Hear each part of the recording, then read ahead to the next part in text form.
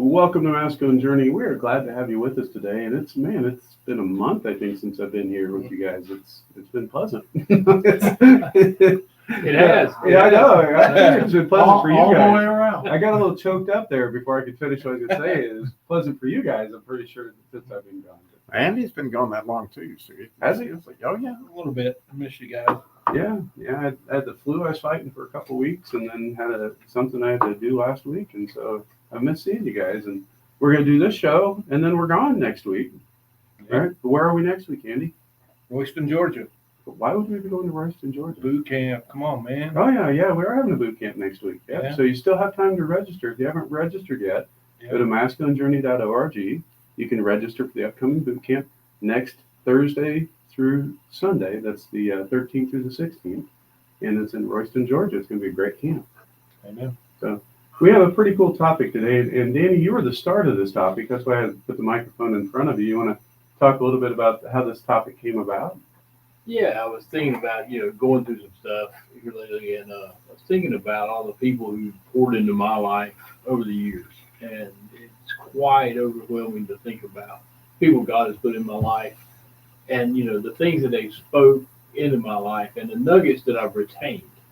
And that's kind of where, this started. And then you can add it on to the rest of it. But that's kind of where it is. I mean, there are people in this room, but if you span back over years and, if God puts people in your life and, there's some treasures there. It really is. So that's kind of where it came from. Yeah, so we're calling this topic Life Nuggets, Mhm. right? And so it's things that people have shared with you, or you heard in a TV show or a movie, and it just kind of struck you, right? That you said, oh, I want to remember that. And it's motivated you to do things different, right? It's motivated for the better. And so that's kind of what we're talking about today. And so, Jim, you actually have the first clip this week. Has that happened before? Very rarely. Yeah, it has happened before. I just don't remember one either. Yeah. Usually when you're not hosting. Yeah, it's usually when Jim's hosting. Which has happened before. Yeah, I don't know anybody remembers that. Or if they do, that's why I never hosted. This and not being used to this, I'm totally unprepared for presenting my clip, but I'll do it. I told you like a minute ago. I always have had trouble with, is it Hub or Dub? Yeah, it's Hub. Hub. It's Hub. Hub. It's always the one. Dub is some guy from, I think, Andy Griffith right? Show, yeah.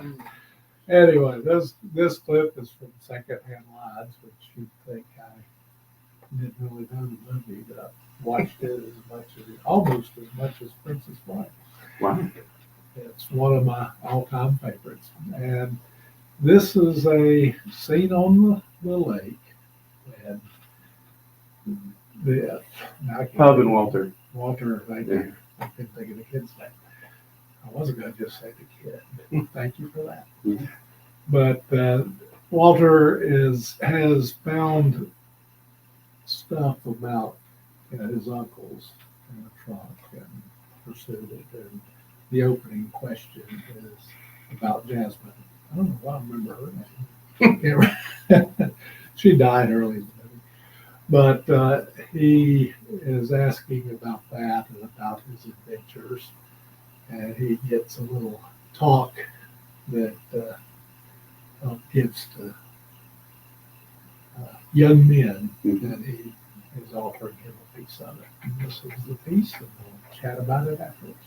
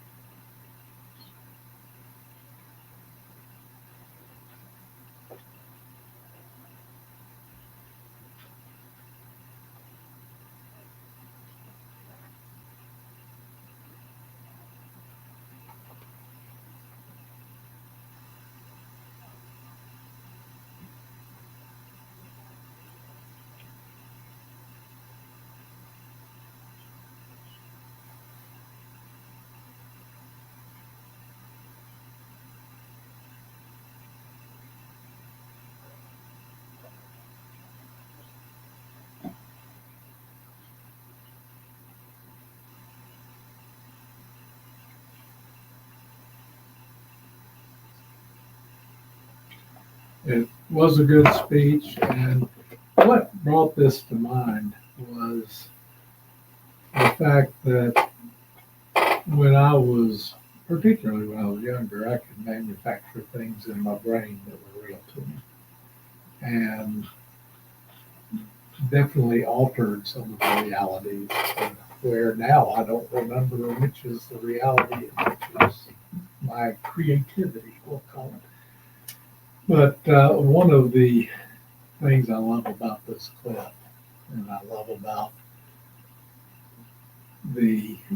some of the advice I got growing up, was that you have to believe in things that may or may not be true. There's very little truth that we understand, and what we do have is a person, not a proposition, Jesus Christ.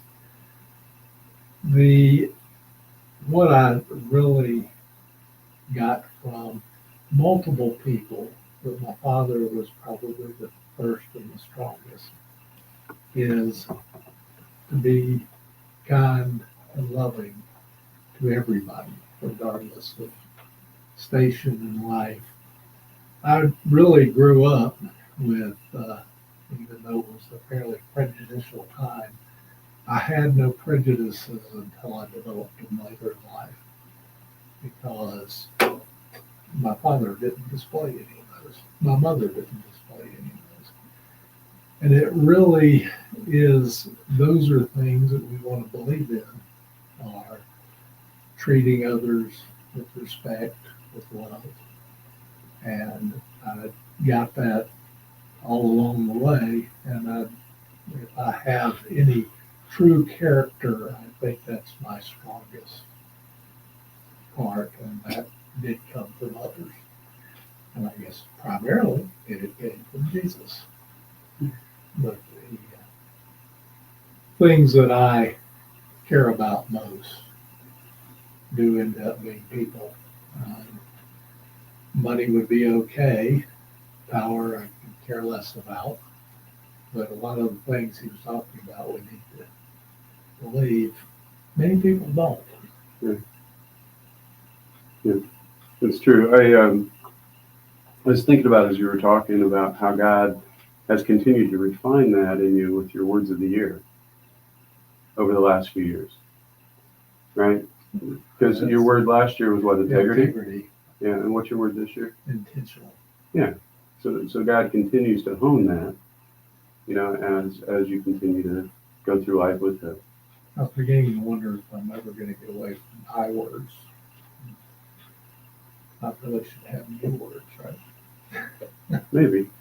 That's me being funny. Next Sorry. year, it's identity, right? Could be. Could be. I'm not that Death stands on the way. Well, we could be speaking for God. We'll check it out. TBD. So, Harold, would you like to add something to this topic? We'd love to hear from you.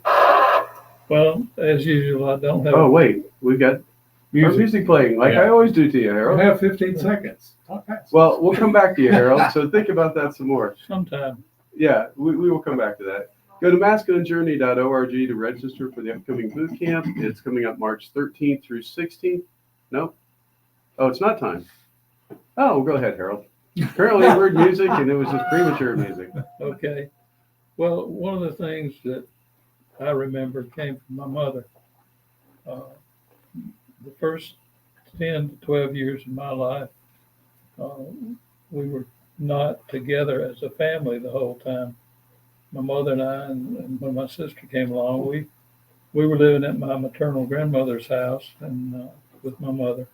My dad was away working a lot on construction and stuff, and we never had a car until I was 10 years old. And I remember one time looking across the street, and there was this really pretty convertible. And I was looking at it and admiring it and so forth. And my mother said, if you won't spend your money on tobacco and alcohol, you can have a car like that. So she gave me some words about how to use whatever funds came my way, not to waste them, but then I could spend them on things that were worth something. And that's just really stuck with me. Another thing that I remember is don't choose a girl just because she's pretty. She's got to be good as well. And that stood me in good stead. I've had my sweet pie now for 60 years. Wow. And we ain't through. That's good. That's good. So, did you ever get a convertible? Yes. Okay. It's funny you ended up in computers as well, because two things that depreciate the fastest are vehicles and computers, I think. But they're still a lot better than alcohol and tobacco. Yeah, no comment. Hey, I got nothing to add to it. So you were absolutely right. So anyway, we do have a boot camp coming up, and it's coming up when? Next week, right? Yeah, next week.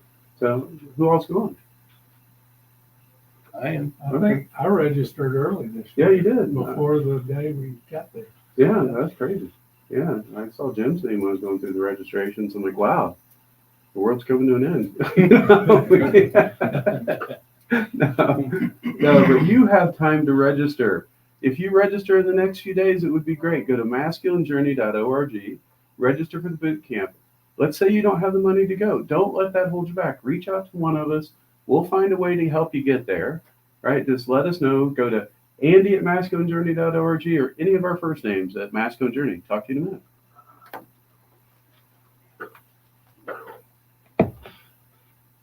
It's interesting you swing the mic out. You guys are going to cough, I thought. Oh, I've been coughing a lot lately still. I don't know, but the music started playing. It's like, that's all right. computer glitch. That's all right. It happens. Probably the programmer. Harold was on. It was like, we got to go to break. Well, I was looking at Go to it. break. I know we go at 7:23 because that's what it says They on get my all the- thing. And it was 7:20, and I'm like, well, we got 3 minutes. Harold can share a story. And then the music started playing as soon as I had said that to you. I'm like, They get all the ransomware and all cleaned up and everything. working on it. Really? Tell Michael to call me. It hits a lot of companies, man. We can have Winston-Salem's still struggling with it from when they got hit. as much as spend on security.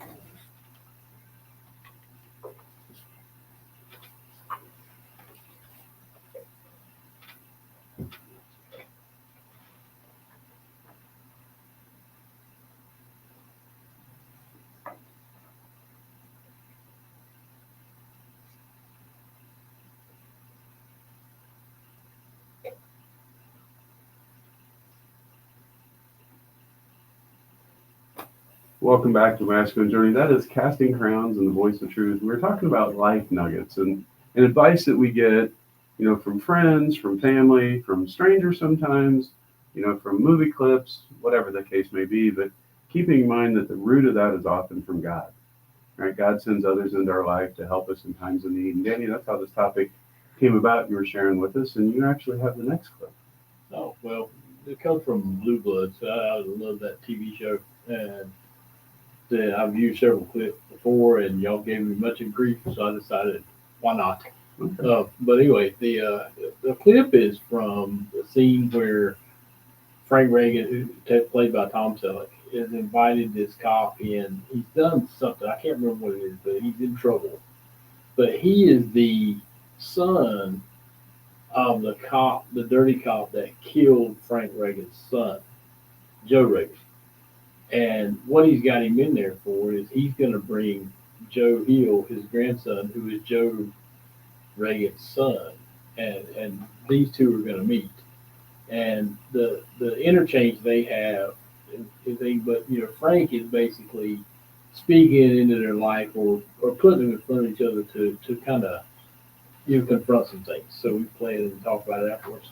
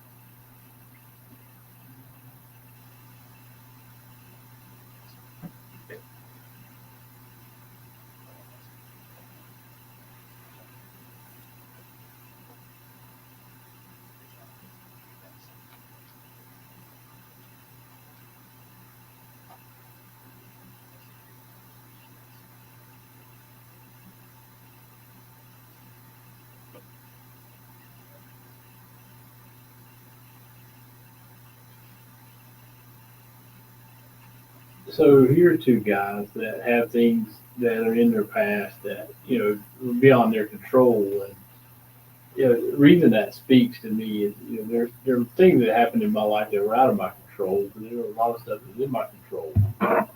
But the people who spoke into my life, and just a couple things came to mind. They made me look at things from a different angle, and that's what they were doing here, just looking at things from a different angle. And I remember my first mentor in AA when I got sober. We had to go through our past and figure out what our part in this thing was. And man, I thought we're gonna need an exorcism when we confess this stuff, whatever that kind of get. So, but after it was over, I had all the stuff wrote down, several pages and that thing. And, we walked through our lives together with that and kind of walked through that. And he said, come on. And we went outside out of his apartment out there. And he had a lighter in his hand and he lit those things up and burned them.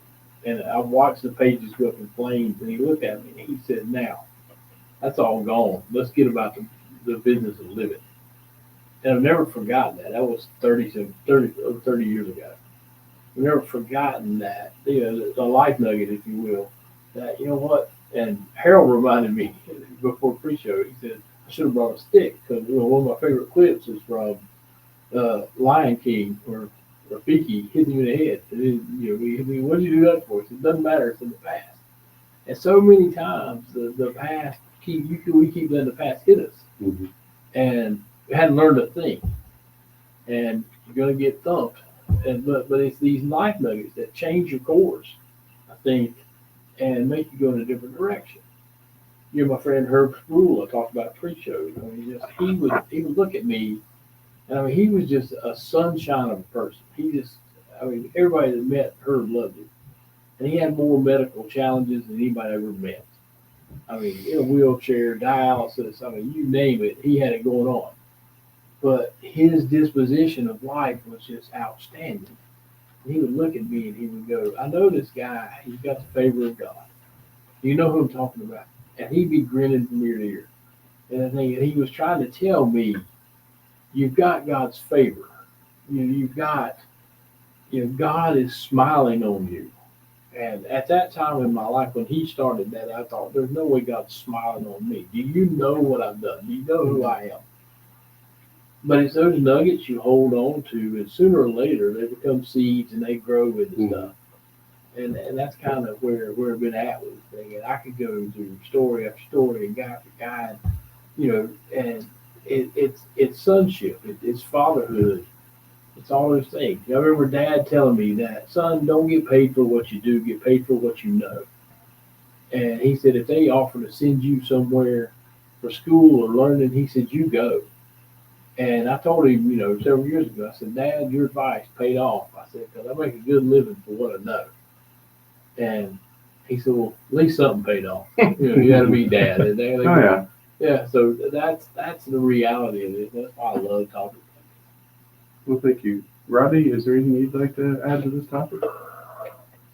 Well, I know that I look back at my life and I just think a lot about coming to know who Jesus was in my life. And that was just a major, major moment because it was only like 10 years ago.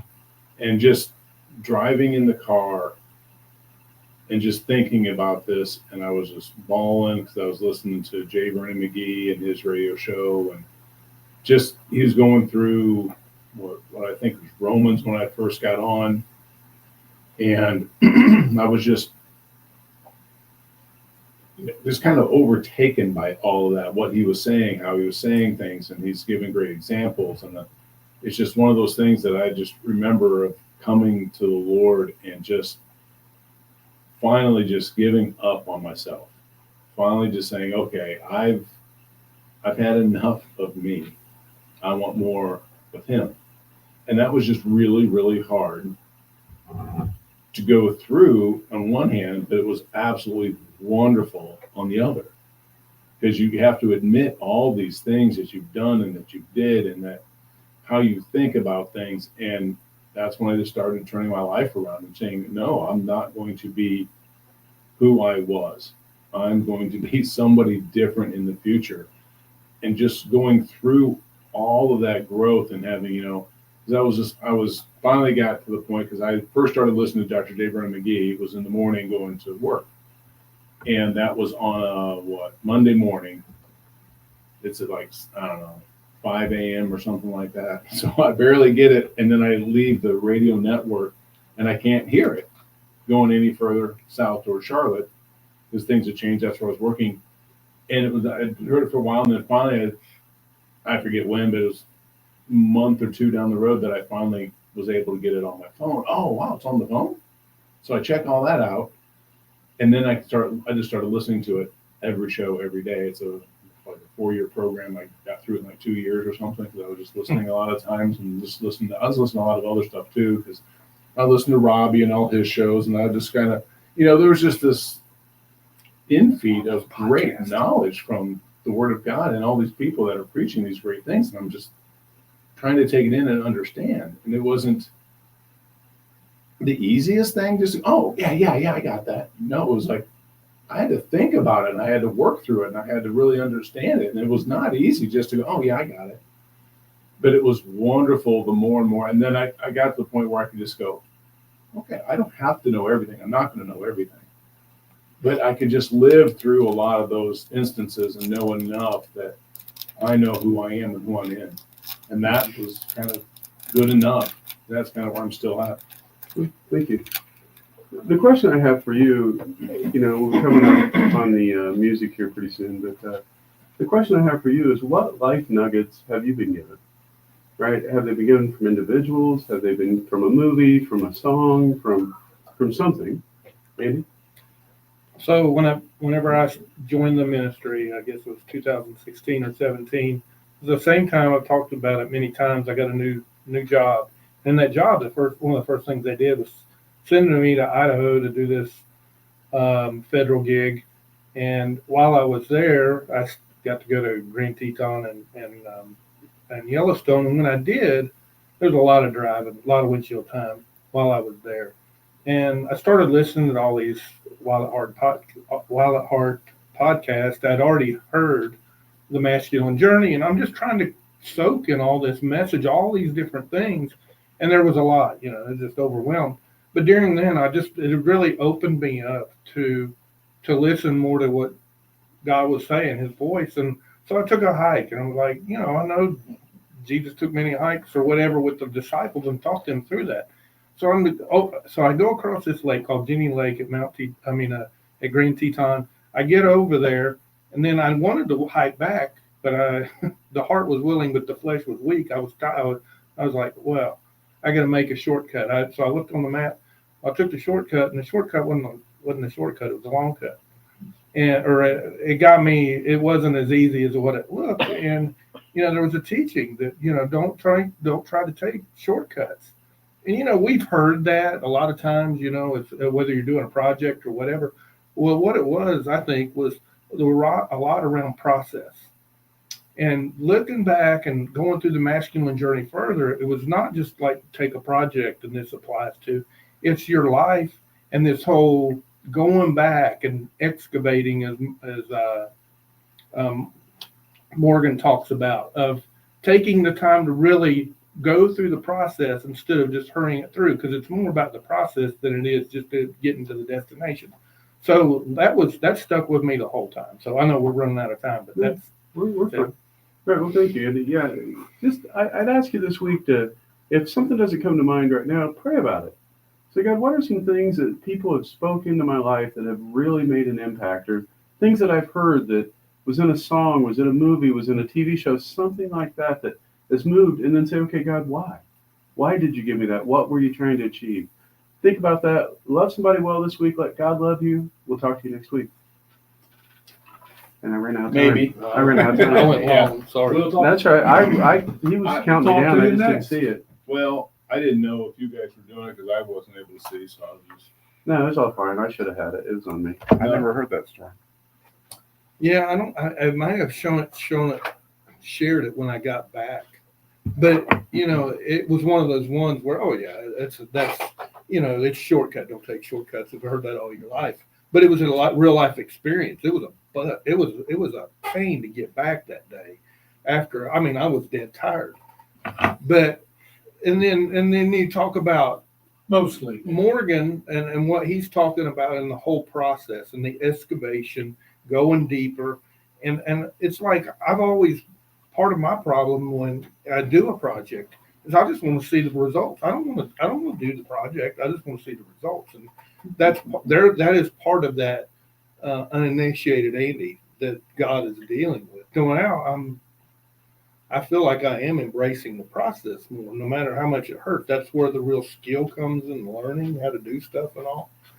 But it goes back to that foundational lesson, which I just thought was more of a random thing, but it was foundational to this whole journey. So That's awesome, man. It's just cool how God orchestrated the whole thing for you yeah, for such a time as that. Yeah. I just never heard that story. I love it. yeah. I've been trying to be more contemplative and think about what it's actually, because that's Morgan too. It's like you live in the day and measure in a decade, and I'm right upon a decade that I've been with. Did y'all with get ministry. this? Trying to think what the title of it is, but it's an advanced copy of John's book on. Yeah, I have it. I've read it. Did they send it to you too? Yep. Did you get it? Did you get one? Oh, I don't know. Did it come in an email or something? No, it's a. No, it it's came a book. No, I It's a didn't get book. anything. Yeah. It's called, What's it called? Walking with Jesus or something. It was going to be Ordinary Mystics, but that got confused with some new age book that was coming out at the same time. It really is awesome. I really trying to digest it. In other words, I read a page and a half, maybe a night. Yeah, that's about And what I was just- reading. Yeah. Let it soak, because it's that kind of book where you can. A lot of it is though stuff that he's talked about in the podcast over the past year, and really over the past 4 or 5 years, but it's Yeah, really but the nice thing wrapped is he in- doesn't coach it in or couch it Right. in the midst of how does the words he always use, it drives me nuts. You know, in the end of the year, you know, whatever, however he puts it, like, you know, what does he say? It's good that you forget it. If it drives It is you good that I nuts. forget it because it drives me nuts. It's always like in the hour, Oh, to be on the earth in this hour, Oh, yeah. like, give me a break. When God, With God being on the God. earth in this hour with God. You know, there's extra.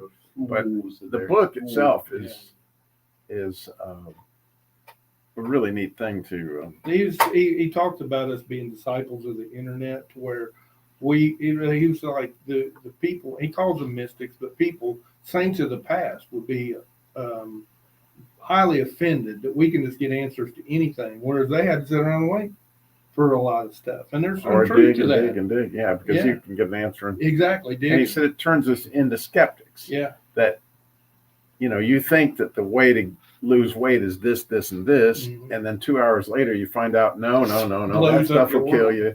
And then, oh, you do this and this and this, and no, that'll kill you. And you end up like, you know, with the whole thing, it just, Right. nothing has credibility, worse truth, you know, because the internet has taught you that there's nothing that's absolute. Right.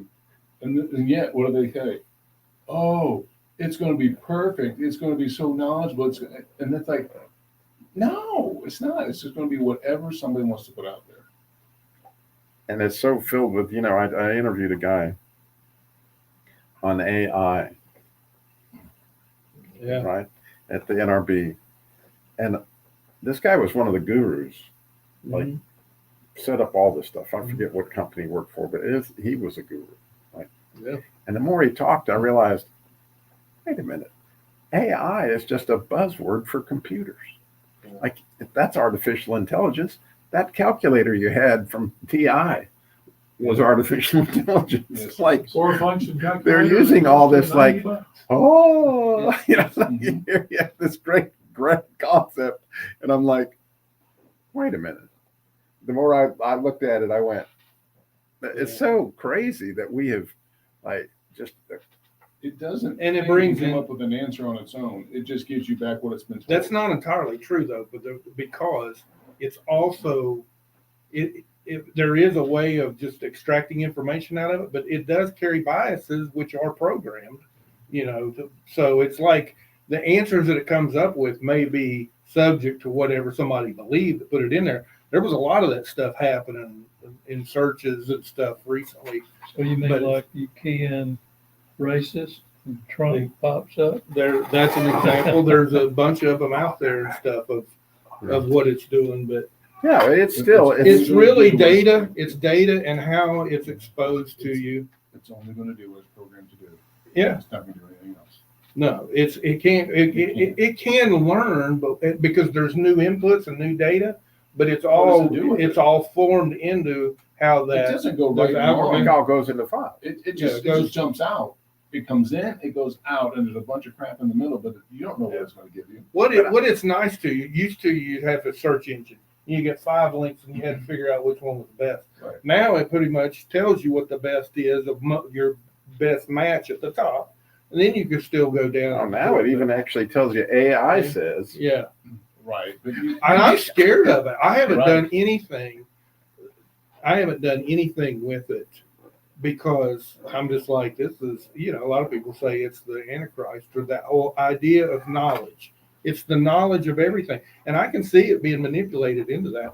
So I was kind of resistant at first to getting into it. The other day, though, I work on the resolutions team for the Watauga GOP. Basically, you just make a statement of what supports the platform. And I did it on putting prayer, Bible reading, and 10 commandments back into school. I wrote probably a 7-line synopsis that I wanted, and it spit out the most beautiful resolution. I couldn't have said it better myself. what this Yeah, guy it was was just saying like that that. they were doing is they're training AI in biblical principles, because at the beginning of the internet, nobody gave it biblical principles. Yeah. And so what they're doing is the new AI, whatever you want to call it, they're training it because as you can see, it's everywhere. I mean, you can You avoid can it run- all you Yeah, want. but exactly. It's here. it's here as much as internet's here. And so you might as well get used to the idea. But at least this guy's a guru and at least he's out there trying to train it Yeah, it's still a buzzword. it is. It's It's like, the latest. it's like cancel technologies. culture, Yeah. same thing. Oh, let's use this buzzword because it means So if I'm the internet now, I hear this 1,000 times, I hear this 10. What answer am I going to get back? Probably what I get 1,000 times.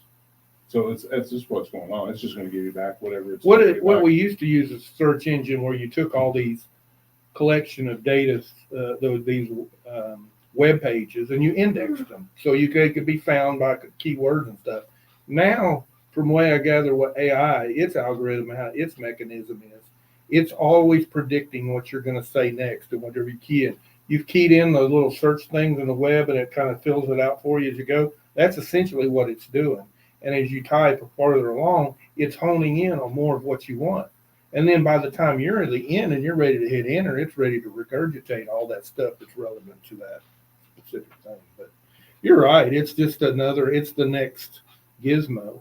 well, they've been doing it in cars for years. Yeah. Anything Seriously, predictive. the Yeah. computer is sitting there seeing how you use the accelerator, seeing what kind of response you want, and it's telling the transmission where to put the gear in order to make it happen. My daughter is a fairly new owner of a Tesla. And she said it's sort of like riding with a parent because the car keeps correcting her. It does most of the driving. It says, get your eyes on the road. Things like You can afford a Tesla, you're doing all right. I didn't say she could afford it. She just got one. Yeah. But yeah, Robbie, you're they're first. doing all right. All right. I guess It was just 50. show me here. I can hear. Sweet.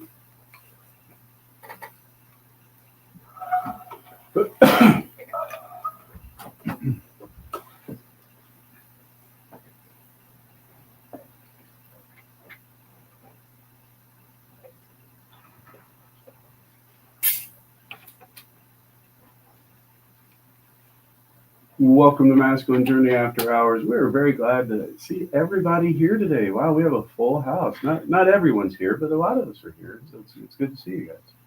It is great to see Good to see everybody. you. Well, thank you. Like Yeah, Andy especially and like- Sam in the same time in the same Yeah. studio. It's like It old must- time. Must be boot camp time. Yeah, it's getting close to boot camp. Yeah, if we could just get David here, I mean, Oh, gosh. David. Who's David? well, you remember. Isn't that series on Amazon or something? Yeah, David? yeah, House of David. Yeah. Yeah. I think that's the struggle with him making it to boot camp. It might be. Yeah. The couch of David.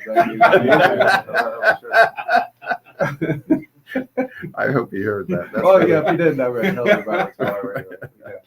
Anyway, we have a pretty cool topic, and Danny, this originated, believe it or not, for something you brought up. So yeah, what you tell us a little bit about Yeah, even a blind squirrel will find a nut every now it? and Hey, then. well, yeah, stumble upon it. Yeah. Yeah, so it's life nuggets, things that you picked up from people who poured into your life or whatever along the way, or from TV shows or boot camp clips or whatever, and things that just kind of stuck with you, and reminding you of the people that gave them to you, and the things that really changed the course of your life, and that's kind of what we're talking about. That's a good way to say it. I couldn't have said it any better. So thank you, Danny. Robbie, you have the first clip of the show. So can you tell us about it? It's exciting because I beat Jim to the clip because he wanted the same clip, and I don't blame him. Because this clip, I like what Danny said, that it changed the course of your life. And I don't know, maybe about 6 years ago, God really called me to highlight the two best pieces of advice I ever got in my life. I don't know if you ever thought about that or just isolating it. Of all that advice you've ever gotten in your life, what's the two best pieces of advice you ever got? And for me, the first one was by Norman Vincent Peale, who wrote the book, The Power of Positive Thinking, which I thought had to do with selling cars. The whole reason I bought the book, it was the way God snuck up on me. But, the best piece of advice I was ever given, and arguably the other one's just as big, but was get up an hour early and read the Bible and pray before you read it, or otherwise you won't understand it.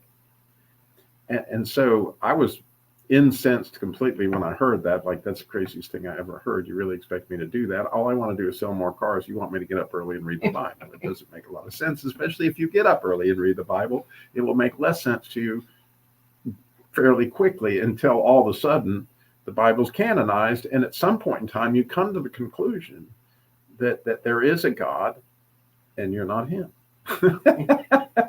And that particular God has a really high standard. I got there in the book of Job. You could take your choice, but in other words, that reading began to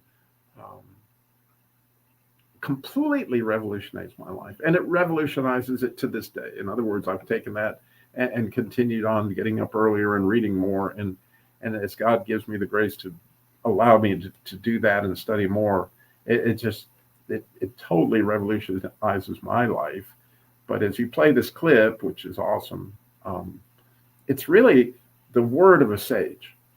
And one of the things I learned early in the masculine journey was, what's the role of the sage? You know, the masculine journey has all these stages. You know, we talk about, there's the, boyhood stage, the cowboy ranger, the warrior, the lover, the king, right? And then you end up with a sage.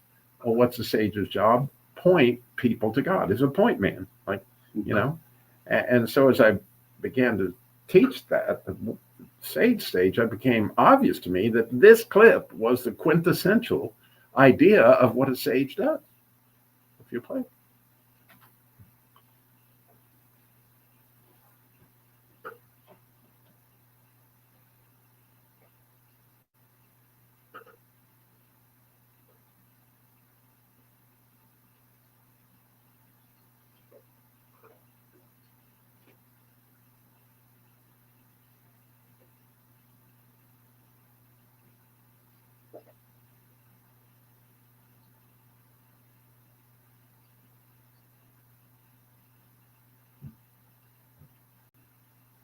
Yeah, there is a God, and I'm not him. And, as a pastor now, the Lord's blessed me to be able to do that. I can't tell you how many times I've heard that ringing in my ears as people are coming to me with things like, oh my gosh, I don't know what to say to you. And, you almost always go, okay, how can I point them? How can I point them to God? Because I got nothing, right? And often, if you think you got something, you probably don't have anything. He's got everything. And then there is a God, and I'm not him. And so the most beautiful thing about this clip, from my standpoint, was it was instrumental in my brother coming to Christ. He came to a boot camp 3 or 4 years ago. I was teaching on the sage stage. I played this clip. It hit him between the eyes. Nothing I said, but this clip hit him between the eyes, right? And he got to going home, and he was texting me, Robbie, I can't get out of my mind. There is a God, and I'm not him. There is a God, and eventually ended up pulling over and literally giving his heart to Christ and bawling and all those things that people do. It changed everything, right? And Mark began to read the Bible and get up an hour early and all that stuff. And I followed his journey over the last, few years and seen what it's meant to his family and all those kind of things. And I just think there's some incredible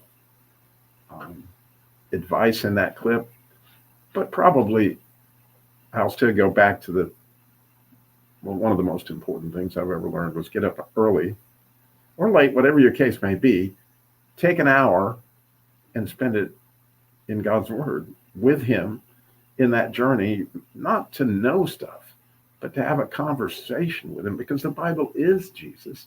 And as you talk through it with him, he will make sense. He will help you identify where you are in your life. He will give you some sense of your identity, some sense of your purpose.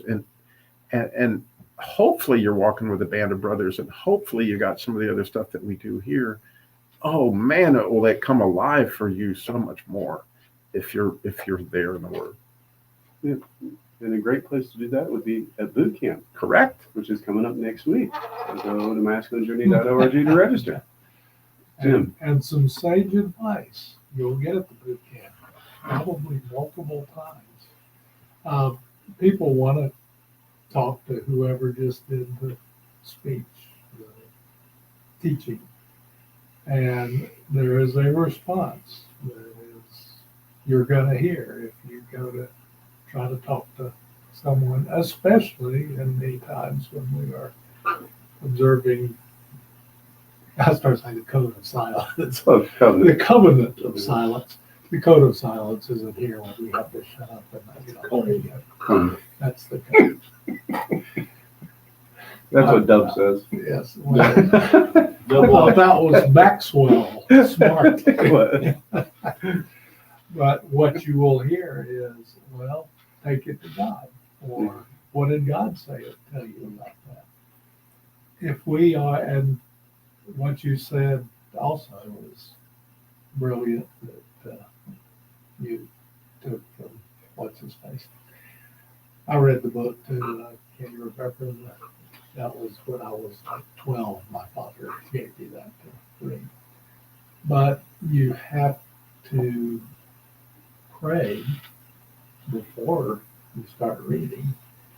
And it wasn't me, but I had a friend's wife I was Are you talking referencing to. the power of positive thinking? Is that what you're Yes, I saying? was. Okay, just to clarify. You figured that out. Yeah, Yeah, Norman Vincent. Yeah. I'm slow. I knew it was 3 names. Yeah. But part of getting older is forgetting just about everything except who's in charge. And that I won't lose. I am 98.7% certain. But what God gave me once talking to the wife of a friend, and she was trying to generate an argument about just reading Oh, yeah. King James Version and the church she went to was. And I was sitting there thinking, I said, well, you know, I've got others I like, but it's not going to help her. And I said, there's a wonderful thing about the King James Version. If you don't have the Holy Spirit interpreting it for you, you won't get it. That's really true of all the versions, but unless you're an old English Yeah, you're right. person, you're not going to get it. You're right. Yeah. Absolutely. Correct it. So, That has good information. Sorry. mayhaps. Yeah. It's true. Andy, you have the Yeah. next clip. So this clip is from a TV show, Raymond. You guys are those I love listening. That show. Yeah. Everybody loves that. Yeah, show. Everybody, I thought. Yeah. Everybody- Everybody in loves this it. room knows that I know. Yeah, exactly. But there's a lot of truth. I used to watch it quite a bit, and you know, there's a lot of funny stuff going on. But this is one that really brings a lot of truth. So you have Frank and Raymond and Robert have went to the racetrack to let the girls think they're out in counseling, getting family counseling, and they go to the racetrack instead. And so they keep coming back with these false stories of what they're actually talking about with the counselor and what their lesson is for that week.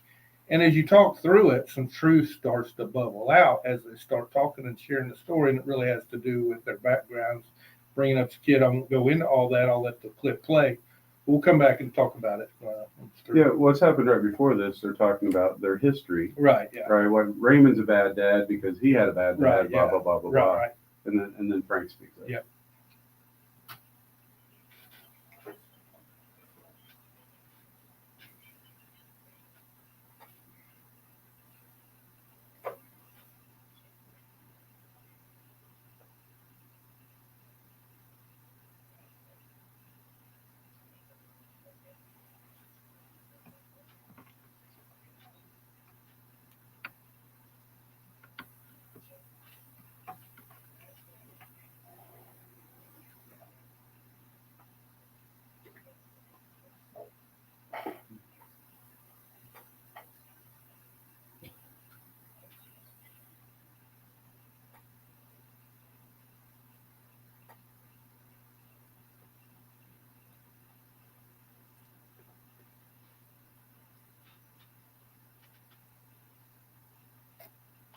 So the lesson from that for me was I first time heard it in the wound, and when I started going to the boot camp, I just wanted my marriage back.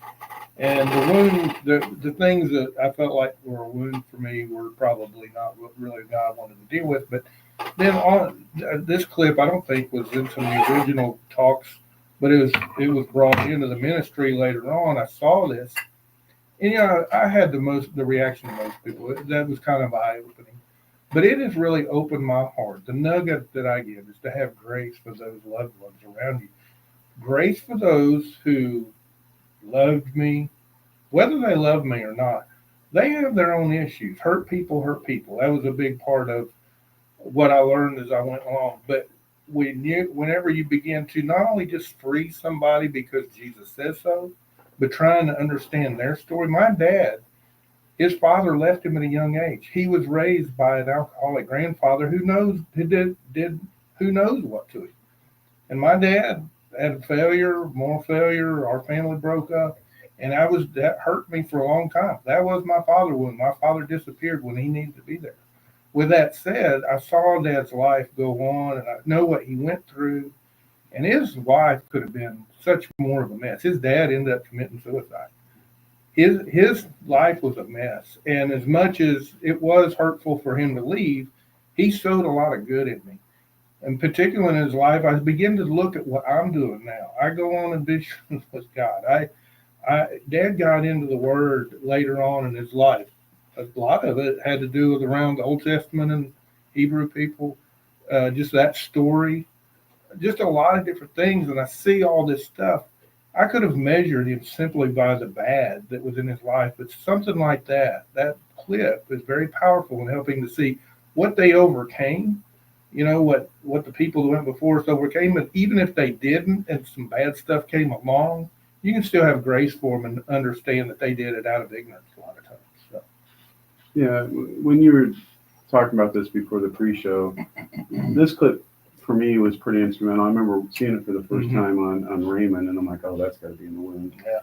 Because it's such a good clip because you get an insight. Yep. I remember a lot of the way that I parented when I first was a parent was I'm not going to do what my dad did. Yeah. Right. My motivation was to not be like my dad because my dad wasn't a bad person, but there was a lot of wounding there from him. But and he passed away many, many years before I became a parent. But as I've spent time, my mom was still alive for a while and would answer questions as I'd ask her stuff about my dad. And one of my older sisters is still alive. Two of my older sisters, but one that was my dad's daughter. And she shared a lot about his life. And as I've learned more, like the boys did with Frank here, I learned, wow, my dad really did the best that he could do with what he had. And you start to have grace. Yep. Right? You start to have understanding.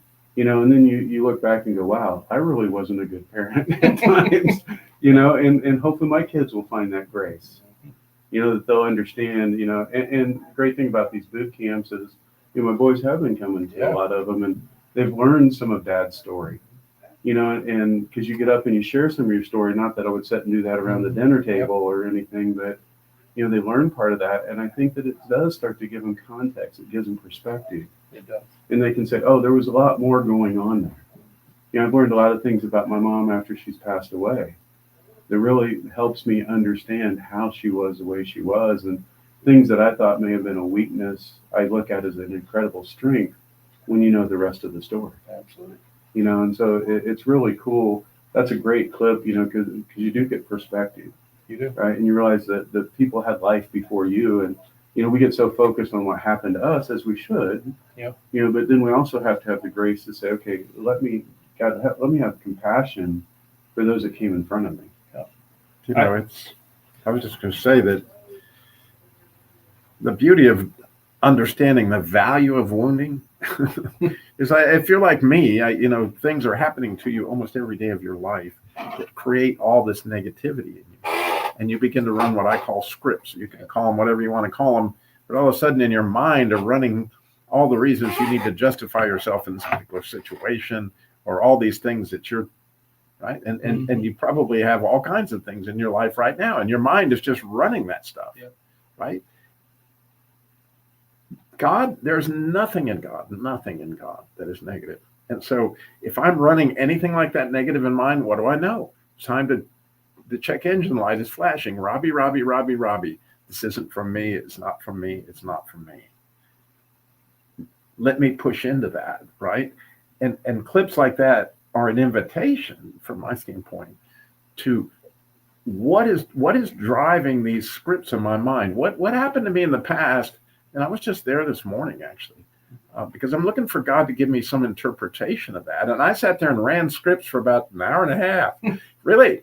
And all the time going, God, I know this is horrible, but I can't stop it. Show me, show me, show me, show me, show me. Help me, help me, help me, help me. And it's like all of a sudden, he just speaks to me, Robbie, go look at 1 Peter. Just go look at 1 Peter, right? And I didn't get 3 words into 1 Peter. And he hit me right between the eyes, like with exactly what was going on. And it had to do with a wounding that I'd completely forgotten about when I was selling turquoise jewelry in New Mexico in the 70s, right?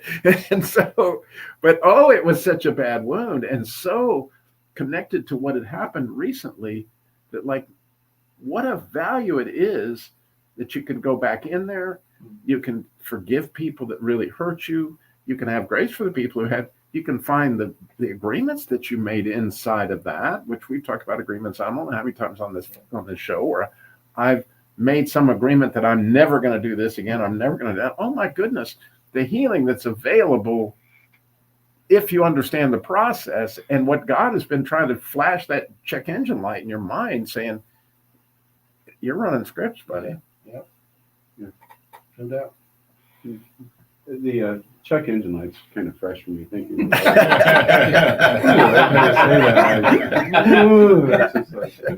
Sam, are you running scripts? I'm running a few of them right now, actually. I'm gonna just like dig into those. We will start with some advice from Curly. Okay, so I've got a couple clips back to back here, and they're about as opposite as they can be, honestly. But one of them is a boot camp clip that has meant a lot to me. A lot of the boot camp clips have, and this was from City Slickers. And in this clip, the main character, Billy Crystal's riding along with Curly, and he's just talking about life. Jack Palance. Jack Palance. And so I want to listen to what he has to say here and talk about why it was important.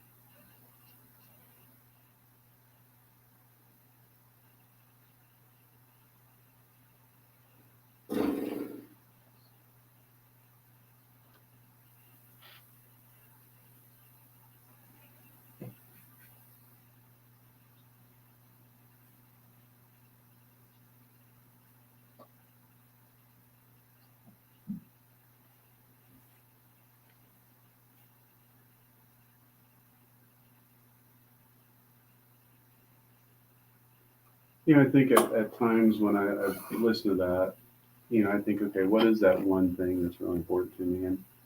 And there's not bad answers that I go to, but for the longest time I can go to the right answer. I would say, my family.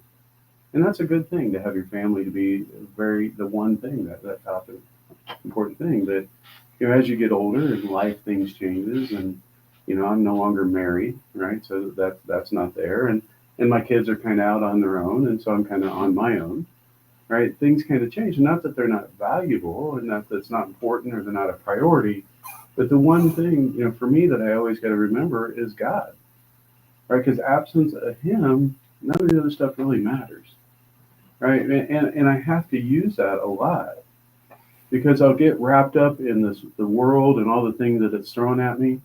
And I got to remember that the priority, the one thing I got to dig into and point into is God. And through that, all the other stuff becomes clear. And only through that. And it's hard, though, because we default to not. Right. We default to God light or God not, And then, that's our fleshly nature, but, to press into that, that's the one thing. The one thing. And I do have one other clip I'm going to go ahead and play, and it is kind of the exact opposite. This is probably one of the best advice I ever got in the secular world from work, and it was from a boss. And I'm going to go ahead and play it. This is from a show. I hate to even tell you what it was. It's 2.5 Men, but you have two brothers. One's dating a girl, and she's kind of living off of them, and so he's got an idea of how to get her off of kind of their payroll, so to speak, in a way. So let's listen to that.